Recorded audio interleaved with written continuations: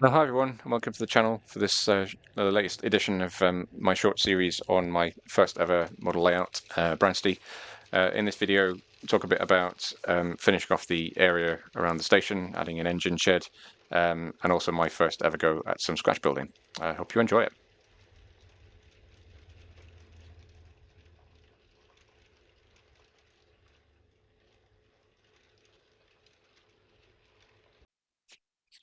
So in the first video, I covered how the layout design evolved from a Pico plan into something a little bit more representative of Whitehaven Bransty.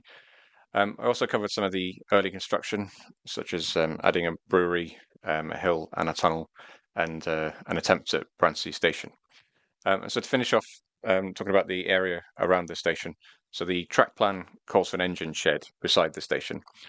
I had originally planned to use the Metcalf engine shed kit, but when I bought it, I thought I'd try and modify it using some fuller sandstone to be more representative of the sandstone used in a lot of the railway structures around Whitehaven.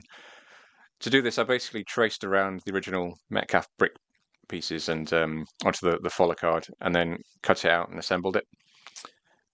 In the end, I wasn't entirely happy with the final color, so it was a bit too yellow to me. So I then used a pencil to basically weather it and darken it down. Quite a simple technique, but I think it worked quite well, and this is the final result. And then to complement the engine shed, I thought a water tower might look quite good beside it or nearby, and effectively use the same technique, but this time with using a ratio water tower as the template, and then added a station sign to that as well.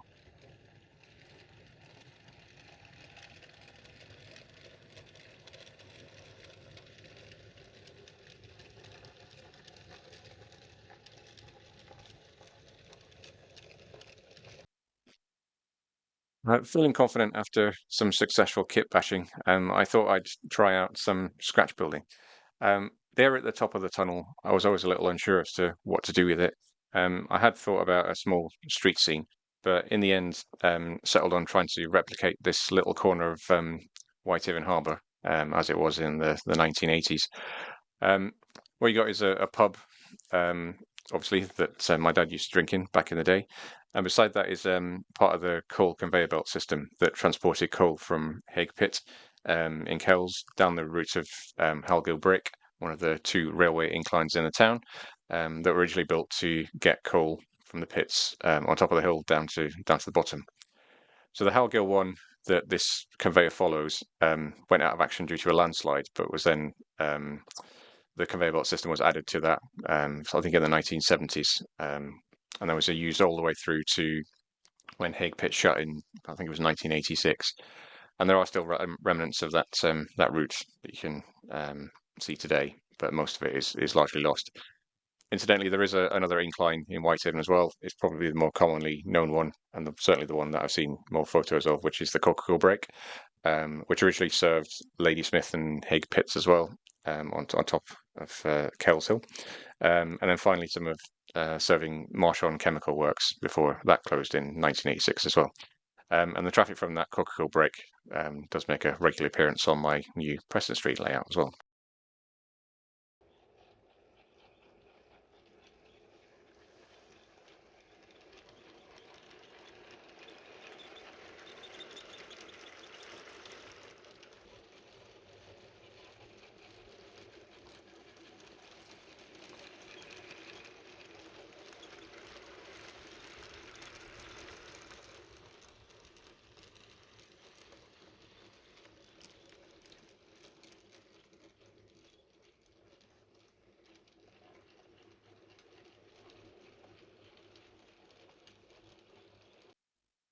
So the pub is made out of plasticard, with measurements estimated from photos and also some Metcalf buildings that are used as a guide for roughly sort of how tall is a door, how big is a window, that kind of thing.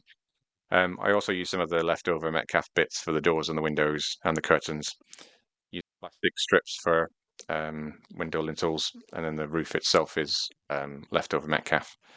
I think the chimney pots are 3D printed, but I can't exactly remember where they came from. But yeah, they look quite good as well.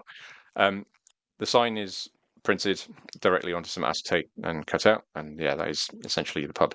Around it, I've added a few extra little details just to kind of bring the area to life a little bit. So you've got a picnic bench, I think that's Metcalfe, some Metcalfe pavements, and there are a few figures round about the pub. So there's the guy you can see leaning against the picnic table, and there's also a guy taking a leak at the back, and maybe cycling home that you might be able to make out. I was perusing the now defunct Shapeways website. I spotted these small minecarts and an engine that looked very similar to how I remember an old miner's set of equipment that was near the pub. I haven't been able to find a single photo of it on the internet, but I'm convinced it was there. I do remember it. I think it was maybe a miner's memorial, but that's now long gone, and there is now a replacement miners' memorial down in the similar place. Yeah, but these little mine carts, I think, which were used at in some mine in the area, they were kind of yeah, they were there. The 3D prints are a pretty good match from what I remember, as I say, and these have just been painted up in grey, and yeah, kind of look quite good to me. Although I haven't got a photo to compare it against. The coal conveyor was a fairly simple build as well. That was Slater's textured plasticard cut to shape and then painted grey before giving quite a heavy weathering of black wash. The door and the jib, they're just cut out of regular card, and then all around it I've got some more of that follow sandstone, although this is the original yellow. I haven't got around to weathering this yet. Yeah, this is kind of the final result. So it's not a bad match, I think, to the areas. Obviously, I've flipped it just because I felt that would look better in the space. But yeah, as a first go of scratch building, I was really pleased with how it all came together.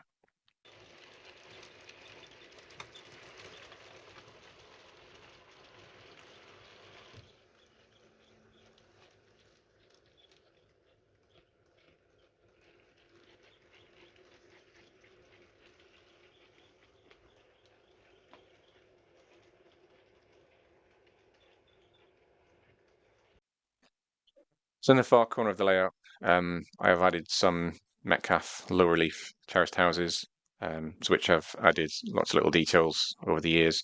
So I've added some people having a bit of a chat, some cats and dogs annoying one another, and then beside that, it sort of blends into some with a shepherd and some sheep. So a friend gave me these ages ago. I was wondering where I was going to put them, and this is where I felt it might go. I mean, obviously, you're more likely to see this scene high up on a mountain rather than in the middle of Whitehaven, but yeah, yeah, I think it's okay. Then this field then curves around to the small hill that I talked a little bit about in the first video, and on the curve, I've added a LMS home signal from PD Marsh and a little speed limit sign. This view here is kind of one of my favourite parts of the layout, just to kind of get your head down and watch the trains go by. The only downside I've found watching it many times is that when you've got long coaches, it does look a bit weird. There's quite a lot of overhang because the radiuses are pico radius 1 and 2, so they're kind of as tight as they can get, but they need to be that tight to actually fit on the board. So it is what it is. But yeah, I've learned to live with it. But I think if I was doing this again, I'd go for a bigger board and maybe use some radius 3 and 4 if I could actually fit those on the board. Yeah, so I think I'll leave it there for this video. So they've got the final bits to cover, sort of with the developments of the brewery that I made and how I modified that to try and be a bit more Whitehaven-like, and also talk a little bit more about the area around the tunnel where I've added a little recognition of one of the bricks in Whitehaven and yeah, candlestick chimney as well. But so yeah, hope you've enjoyed this latest video on Bransty. If you did, please leave a like, consider leaving a comment, and yeah, I'll see you all next time.